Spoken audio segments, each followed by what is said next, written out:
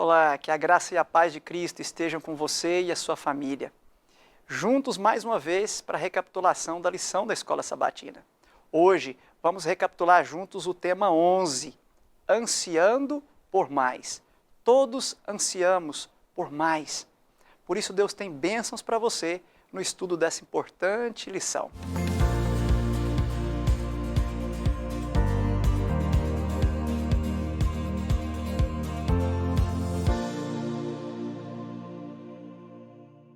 Que bênção estarmos juntos mais uma vez para a recapitulação do estudo da lição da Escola Sabatina. Esse trimestre, Deus tem nos dado o privilégio de estudar sobre o descanso em Cristo. Que bênção tem sido essas lições, semana a semana, o Senhor nos lembrando de que o verdadeiro descanso só encontramos nele. Nessa semana, nós vamos ter o privilégio de recapitular aqui a lição 11, com o título Ansiando por Mais. Nós vamos estudar sobre qual o ponto de chegada do descanso em Cristo. Você é muito bem-vindo para nos acompanhar. Nós falamos aqui do Seminário Adventista Latino-Americano de Teologia, sediado no norte do Brasil, na Faculdade Adventista da Amazônia. E nós temos o privilégio de receber aqui conosco dois colegas e gostaria de lhes apresentar, pastor Everton Castro. Pastor, por bondade, para aqueles que não o conhecem, se apresente para que as pessoas possam conhecê-lo melhor. Pois não, pastor. Meu nome é Everton Castro, sou professor na Faculdade Adventista da Amazônia. Tenho o privilégio de lecionar nesse semestre nos 3 cursos que temos lá atualmente, que é Teologia, Enfermagem e Pedagogia. Sou casado com a enfermeira Josiane e pai do pequenino André, que nasceu no início desse ano. Ok, obrigado, pastor. Pastor Clodoaldo, já tem estado conosco alguns episódios da lição, mas pode ser que algum irmão, amigo não lhe conheça. Por favor, pastor, se apresente. Pastor, mais uma vez aqui, já estamos algumas lições juntos, E quero expressar a minha alegria de juntos recapitularmos esta lição. Feliz por ter aqui o nosso amigo e irmão em Cristo, colega de trabalho, o pastor Everton. Trabalhamos juntos, aliás, nós 3 trabalhamos na mesma instituição. Eu desenvolvo ali as disciplinas de grego e Novo Testamento e trabalho também como ministerial ali da FAAMA e do SALT. Ok. Obrigado, pastores, pela companhia de vocês. Você é convidado, então, a abrir a sua Bíblia. Vamos recapitular a nossa preciosa lição. O texto-chave para a lição dessa semana está em 1 Coríntios, capítulo 10, verso 6. Ora, estas coisas se tornaram exemplos para nós, a fim de que não cobicemos as coisas más, como eles cobiçaram. Pastores, que texto profundo esse, Para ser melhor entendido, ele precisa ser estudado ali à luz do contexto de 1 Coríntios 10, onde o apóstolo Paulo vai recapitular ali elementos e fatos relacionados à saída do povo de Deus do Egito. Como Deus cuidou deles, quais foram as reações que esse povo teve às ações de Deus e qual o aprendizado que isso fica para nós. Por isso, pastor Clodoaldo, quando a lição começa aqui, batizado em Moisés, nos parece que a lição dessa semana vai tratar de vários elementos, vários fatos que ocorreram na história do povo de Deus, que servem para o que nós chamamos de tipo profético para o nosso descanso final em Cristo. Mas, pastor, quando Paulo retoma aqui, então, a saída do povo ali e fala de batizado em Moisés, o que Paulo quer dizer com isso e o que isso tem a ver com o descanso em Cristo? Pastor, veja bem, não conhecer o passado condena o presente e o futuro. E quando Paulo ele começa a elencar alguns pontos centrais do êxodo, da saída do povo de Deus no Egito, ele está destacando que há uma ligação entre realidades terrestres com realidades celestiais, com a realidade celestial. Quando se trabalha com a tipologia bíblica, geralmente a tipologia é apenas um modelo, então algo superior, o significado maior para aquilo que se está usando como tipologia. Então, quando Paulo fala no batismo em Moisés, aí no capítulo 10 de Coríntios, ele está dando a ênfase do batismo individual de cada pessoa, do reencontro do indivíduo com Deus, como também com um compromisso que essa pessoa deve ter com Deus, uma vez que ela foi libertada através do batismo. Eu acho interessante a linguagem que Paulo utilizou, e eu queria destacar aqui, quando ele diz assim, que os nossos pais estiveram todos sob a nuvem e todos passaram pelo mar. Todos em Moisés foram batizados, tanto na nuvem como no mar. Do ponto de vista da natureza ou da própria física, a nuvem é água. A nuvem não é nada mais do que H2O. Então o povo passa pelo Mar Vermelho e a nuvem que o cobria, que o Evangelho vai chamar de água da vida, também era água. Nesse sentido é que eles foram batizados. Então Paulo pega um evento histórico para apresentar para o povo de Deus, para os cristãos, para mim e para você, uma realidade superior, uma realidade maior, e nos conectar com a historicidade do povo de Israel. Interessante. Muito interessante isso, porque essa mesma forma de aplicar os atos de Deus para nossa compreensão, para compreendermos a necessidade do descanso, e que o descanso só é encontrado em Cristo, ela aparece tanto no Antigo Testamento quanto no Novo, né?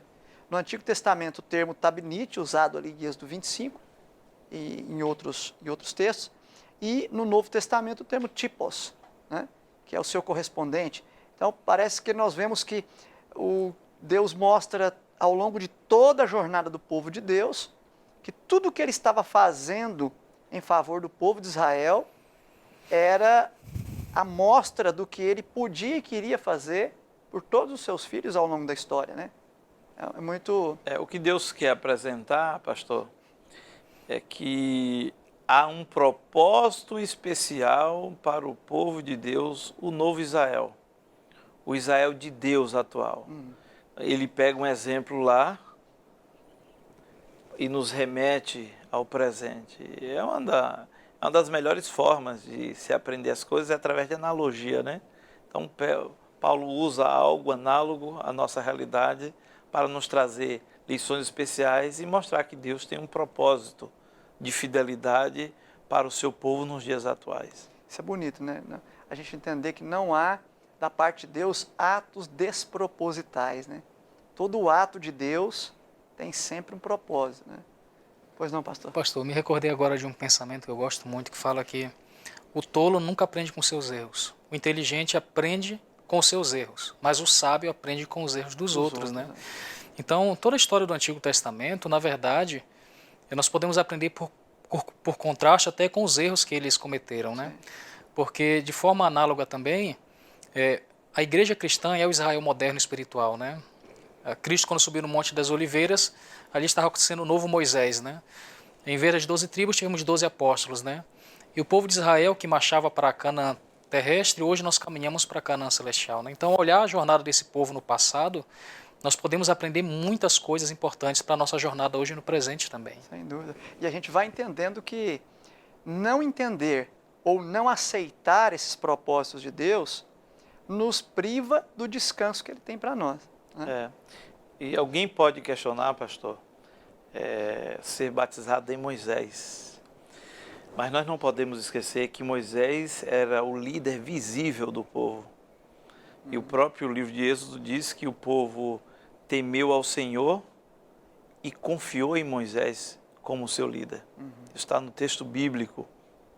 Então essa autoridade, a liderança de Moisés, o guia visível, é uma espécie de tipo de Cristo. Assim como Moisés liberta o povo do Egito, que é símbolo do que tem de profanação, de idolatria, de maldade, de corrupção humana, de iniquidade, Cristo também nos liberta Amém. de todo tipo de iniquidade. E Deuteronômio 18 já dizia que eu enviarei um outro profeta, Amém. semelhante a este, né? Então, um profeta semelhante a Moisés futuramente apareceria, e a gente sabe, pela interpretação bíblica, que esse profeta seria o próprio Cristo. O próprio Jesus Cristo. Perfeito, pastor. Muito importante esse adendo. Pastor Everton, além de toda essa tipologia, além de todas essas lições que Paulo tira da saída do povo do Egito, para nós, como o plano de Deus de nos tirar ali do pecado, nos fazer achar descanso na caminhada com Cristo, ainda que no deserto, nós temos um outro elemento aí na parte de segunda-feira, que também tem uma conotação tipológica muito forte com relação ao descanso, que é os rituais ali do santuário, os sacrifícios. Fala um pouquinho para nós sobre isso, pastor. Ali segundo Êxodo, final de Êxodo, Levítico, que Deus queria ilustrar com todo aquele ritual, com todos aqueles sacrifícios relacionados ao santuário.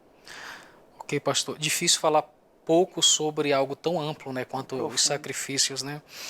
E pastor Carlos e pastor Clodoaldo, até lamento porque boa parte hoje do cristianismo ignora o Antigo Testamento, né? Alguns supervalorizam o Novo Testamento como se o Antigo Testamento não tivesse mais nenhum tipo de validade, né? Porém, o Antigo Testamento é a base sobre a qual o Novo foi construído, né? Inclusive a gente vai ver agora Paulo descrevendo várias tipologias a partir do Antigo Testamento, né? E os rituais que Deus instituiu no seu povo eram formas didáticas de Deus ensinar assuntos profundos que tinham a ver com a vida espiritual do povo, né? A lição, ela escolhe um texto que está em Levíticos capítulo 4, verso 32. Eu vou ler esse texto porque é bem interessante. Diz assim: quando alguém cometia um pecado no Antigo Testamento, o que é que essa pessoa fazia para ser perdoada? O texto diz: mas se pela sua oferta trouxer uma cordeira como oferta pelo pecado, fêmea sem defeito a trará. Porá a mão sobre a cabeça da oferta pelo pecado e a imolará por oferta pelo pecado no lugar onde se imola o holocausto. Então o sacerdote com o dedo tomará do sangue da oferta pelo pecado. Um detalhe interessante que alguns não percebem é que o ofertante, ao levar o animal inocente, o cutelo era colocado na mão do ofertante e ele tirava a vida daquele animal inocente. Era algo extremamente significativo. Eu tirando a vida do animal inocente que estava morrendo no lugar dos meus pecados. Essa é uma forma extremamente didática que Deus estava mostrando o que aconteceria lá na cruz, segundo o Evangelho de João, quando Cristo, o Cordeiro de Deus, viria para morrer no nosso lugar.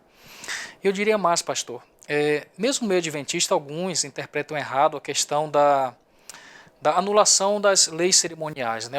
As leis foram abolidas, elas não servem mais para nada. Mas, na verdade, a cruz de Cristo transformou as leis cerimoniais em algo muito maior.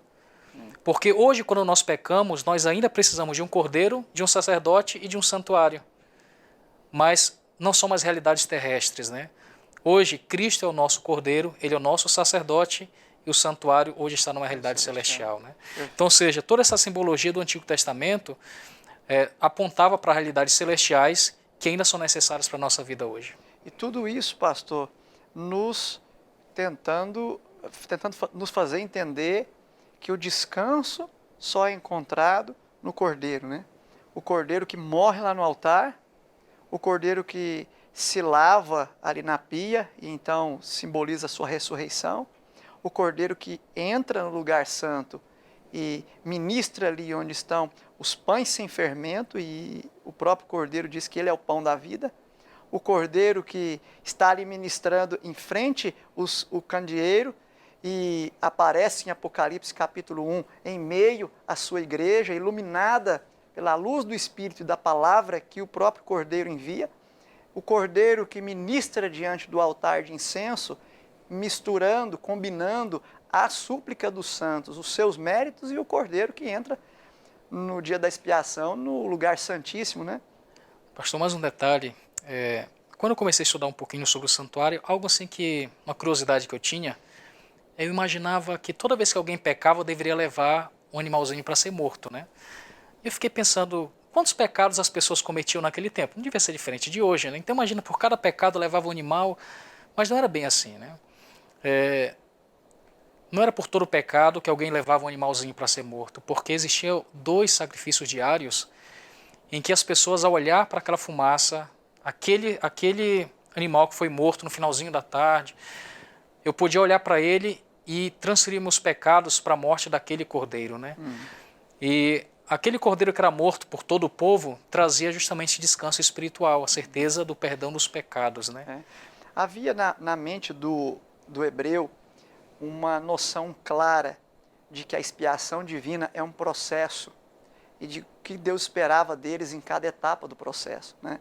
E era muito sério isso, que você mencionou, é muito sério.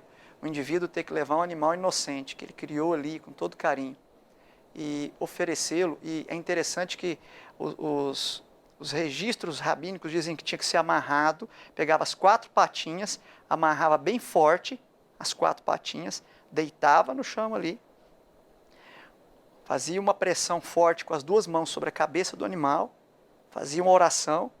Então veja o animalzinho inocente passando por isso tudo. Depois então tirava, aí vinha, tomava o cutelo e sacrificava o animal. Então o impacto disso era tão forte que ninguém ousava ficar brincando com o pecado, né? Muito embora o ser humano é o ser humano. E isso, pastor, evidencia qual a verdadeira natureza odierna do pecado.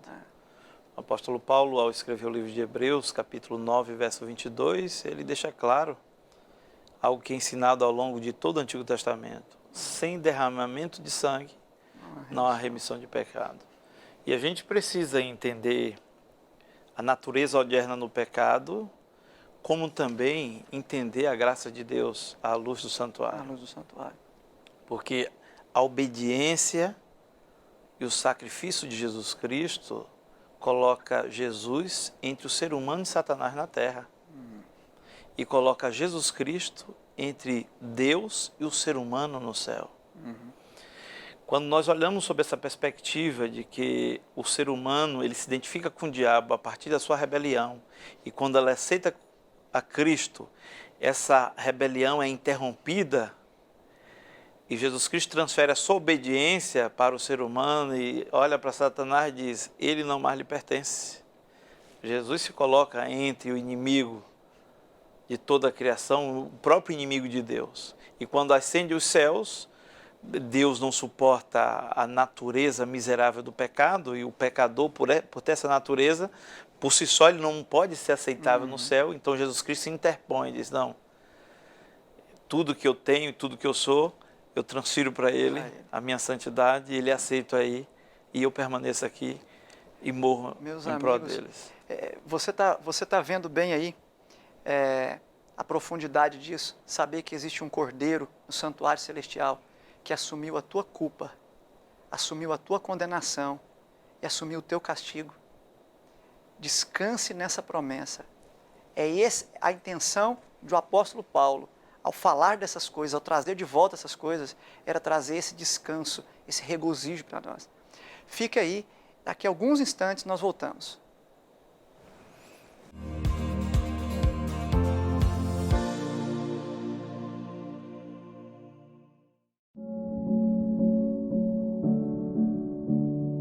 Sonhar, um hábito que cultivamos do início ao fim da vida.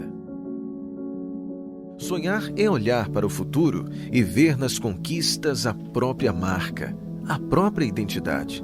É por isso que não existem sonhos pequenos demais ou que ficaram no passado. Afinal, todo sonho carrega nossa história e nossa garra pela vida. Talvez você sonhe ter amigos e construir vínculos que durem pela vida toda.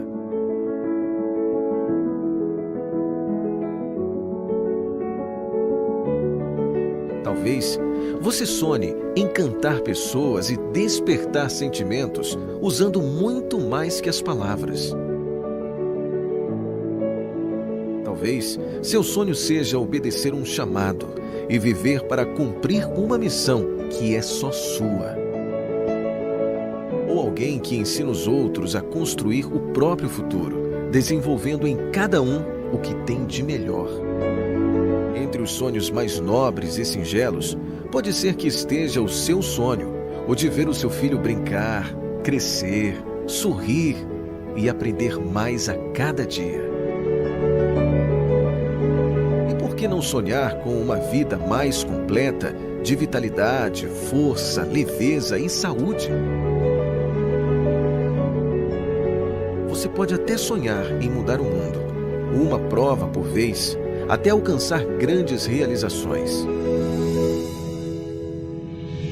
Um dia, alguém sonhou com um lugar onde a missão pulsasse nos corações, onde o desejo de servir impulsionasse grandes coisas e onde a alegria do Evangelho suprisse a mais básica das necessidades, a do amor.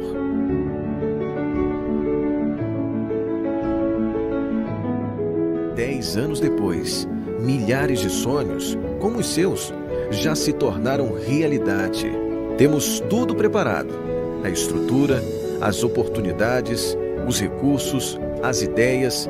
Só falta a tua garra pela vida, tua marca, tua identidade, para você chegar onde sonhou e ver sua própria história. O que falta para você abrir os olhos?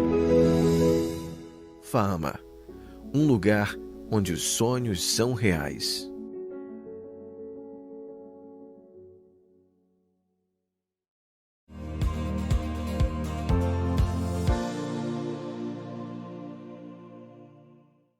Segundo bloco da lição, ansiando por mais. O final descanso, o verdadeiro descanso, o descanso final. Nós estávamos falando aqui do ritual ali, e, pastor Clodoaldo, nós já vimos Paulo utilizando a narrativa da saída ali do Egito para trazer elementos tipológicos e nos mostrar o descanso em Cristo. Depois nós vimos Paulo falando do ritual ali, retomando ali em Hebreus o ritual do sacrifício e para nos falar também do descanso em Cristo. E agora chegamos aí na parte de terça, quarta e quinta-feira, que é um bloco que foi desdobrado em 3, que fala de Hebreus 4, sobre a questão do exemplo de descanso.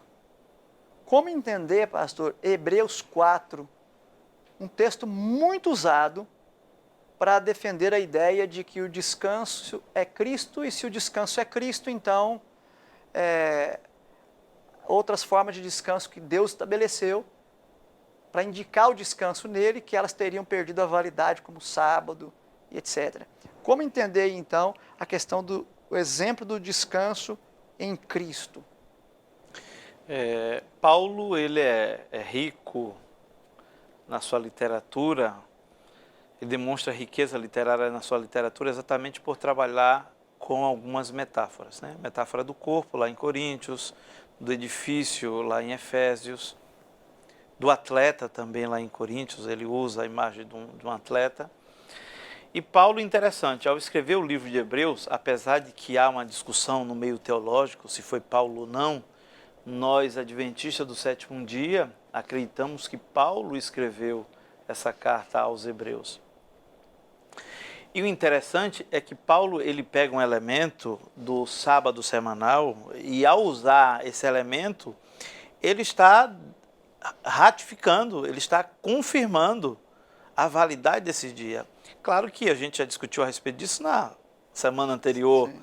Mas o que é que Paulo faz? O Paulo pega o descanso semanal como metáfora, ele aqui usa como metáfora para um descanso escatológico e o descanso soteriológico.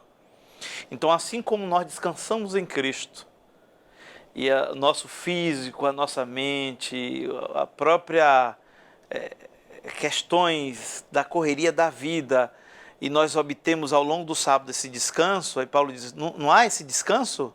Ainda há um outro descanso para todos vocês. E aí Paulo vai trabalhar numa perspectiva um pouco mais distante, que é vivenciada a partir da salvação. Uma vez que Deus nos salvou, nós já estamos vivendo os primeiros segundos da eternidade, mesmo que venhamos passar por um intercurso ali do sono da morte, alguma coisa assim parecida, né? Mas Paulo está usando algo assim como ele usa em Coríntio um evento histórico, Paulo usa uma realidade histórica, ao sábado, sétimo dia, para trabalhar uma realidade superior, que é um descanso maior, um descanso, vamos dizer assim, sublime, que é o descanso soteriológico e escatológico. Muito bom, muito bom. Pastor, o Everton, e quando a gente olha para o ritual do santuário e a gente pensa nisso, nesse desejo de Deus do descanso final, do descanso absoluto, descanso eterno ali, depois de tudo restaurado, como é que a gente vê isso lá nos rituais? Isso já podia ser visto nos rituais lá do Antigo Testamento, lá do santuário? Com certeza, pastor Carlos. Na verdade, o povo de Israel, eles tinham 7 grandes festas anuais, né? As 3 primeiras, primícias, Páscoa e Pães Asmos, onde havia a morte do Cordeiro, havia aquele almoço com o povo, a Páscoa, né? Relembrando a libertação lá do Egito.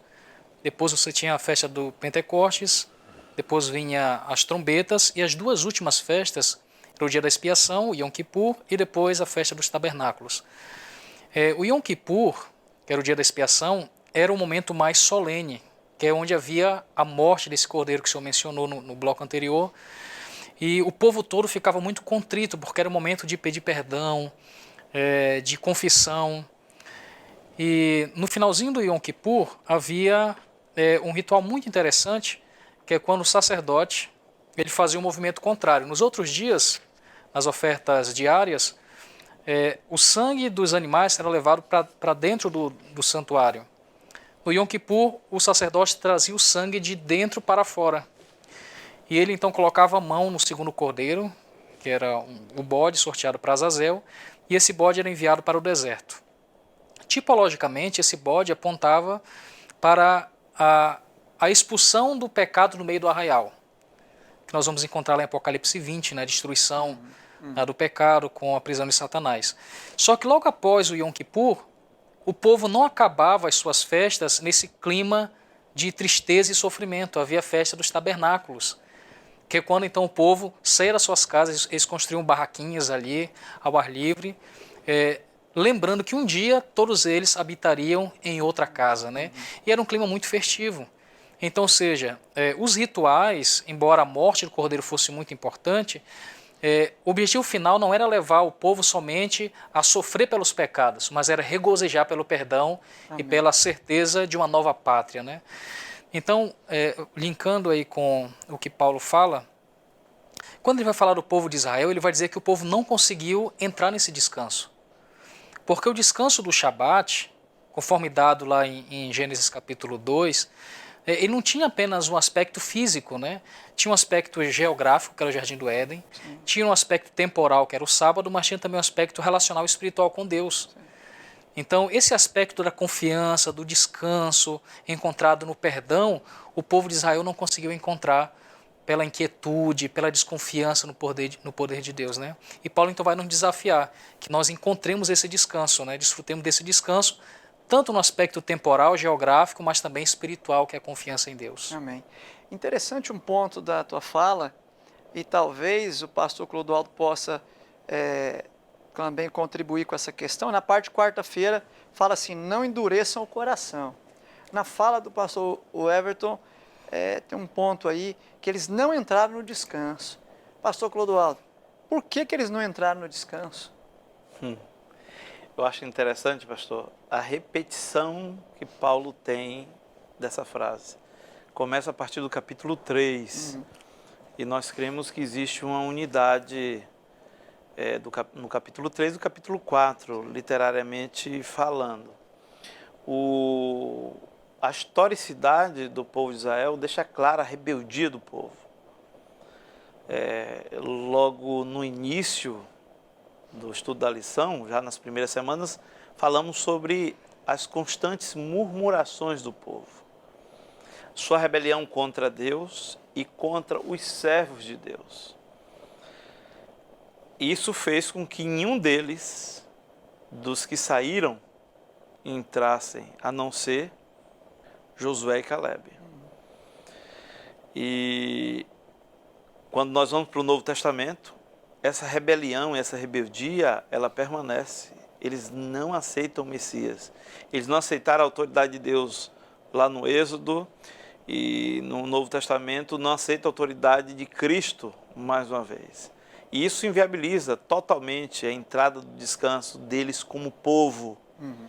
É daí que surge então o povo, há uma continuação do remanescente de Deus, os judeus fiéis, que constituem o povo de Deus, e esses sim estão no caminho para desfrutar o descanso que resta, que Paulo deixa claro que é para o povo de Deus.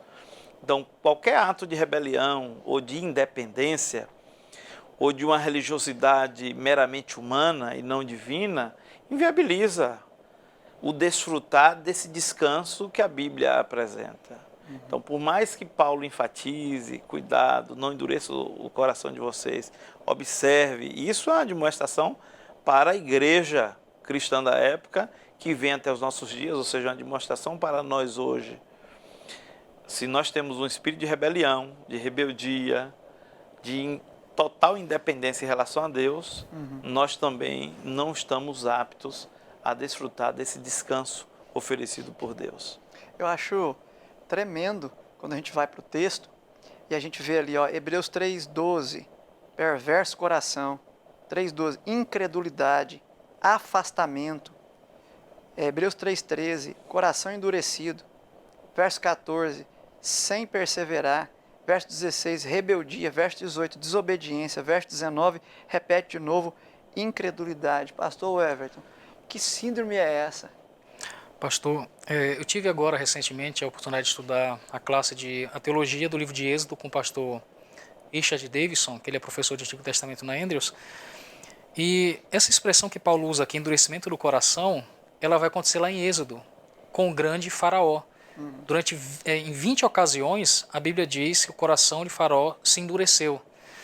E no contexto hebraico, a palavra leve, que é coração, significa o centro das suas emoções, da sua racionalidade, né? Talvez a melhor tradução hoje seria a mente, né? Mas naquele tempo eles entendiam que o coração seria esse centro das emoções do pensamento. Então, como é que o Faraó endureceu o coração dele? Se você acompanha, a progressão do endurecimento do coração de Faraó se deu durante as 10 pragas. Cada vez que Deus manifestava o seu poder e a sua glória, o coração de Faraó cada vez se endurecia mais, porque ele recusava aceitar o Deus de Israel como Deus dos deuses, Senhor dos senhores. E é interessante que cada praga ali do Egito era a derrota de uma divindade do egípcio, né? Quando ele transforma a água do Nilo, né, em sangue, era um deus que eles adoravam.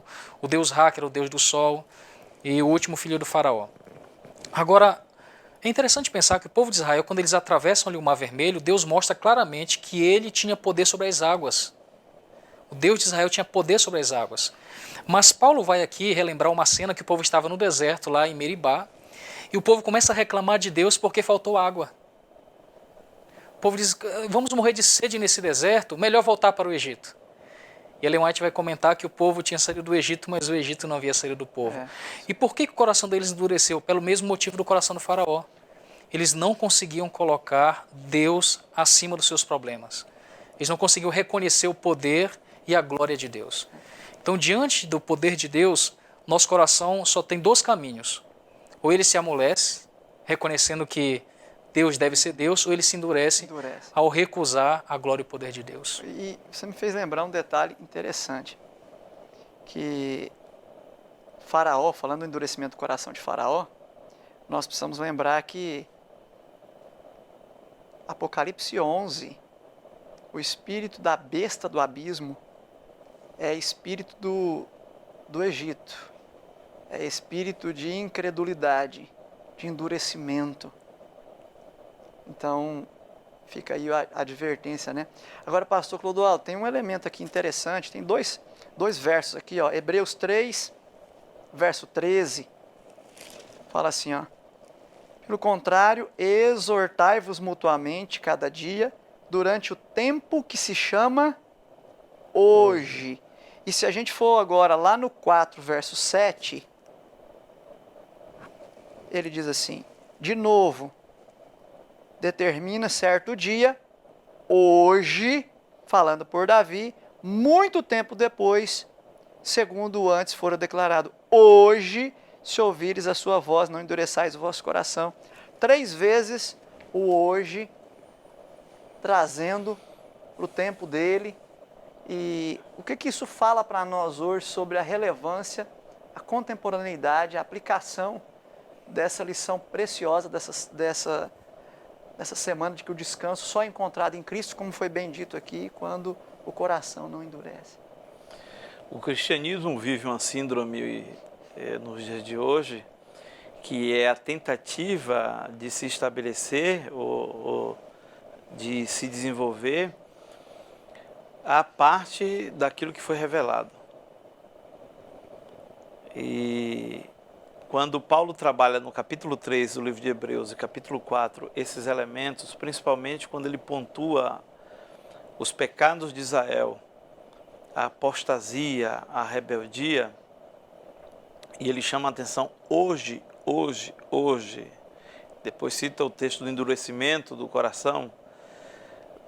Paulo está tentando demonstrar a urgência de uma ruptura dos cristãos da sua época para uma nova realidade espiritual. Esse hoje é evidência da emergência, da urgência que nós hoje precisamos também passar. Nós não podemos desenvolver um cristianismo independente do que foi revelado por Deus em sua palavra. Porque senão nós vamos estar construindo uma nova espiritualidade, uma nova religiosidade, praticamente uma adoração destituída daquilo que foi revelado por Deus. Então a incredulidade é muito presente nos dias atuais. E hoje, conforme Paulo chama a atenção, é preciso que nós atentemos a uma incredulidade que está sendo depositada no coração de muitos fiéis, para que possamos voltar nossa atenção à palavra de Deus, aos seus reclamos, às suas orientações, aos seus milagres, à sua glória. Amém. Amém. Então, eu penso que com essas considerações nós estamos preparados aí para a nossa síntese da lição dessa semana.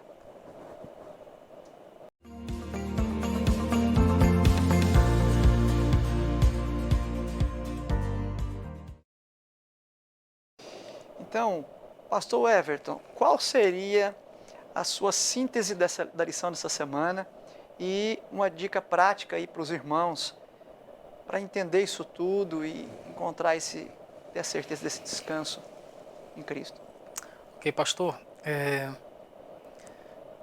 Quando você pensa nos destinatários para quem Paulo escreveu a carta de Hebreus, muitos estudiosos entendem que foi para o grupo de cristãos judeus que estavam voltando ao judaísmo, abandonando o cristianismo.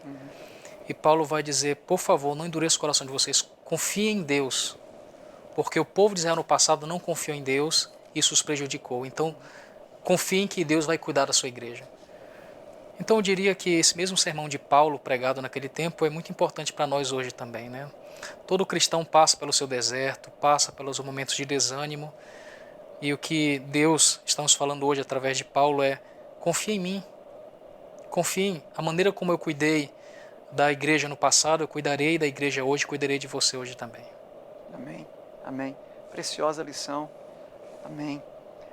Pastor Clodoaldo, a sua síntese e uma dica prática para os irmãos. É preciso voltar nossa atenção para aquilo que Deus fez na vida do seu povo, né? Olhar para os exemplos, para os tipos que nós temos no Antigo Testamento.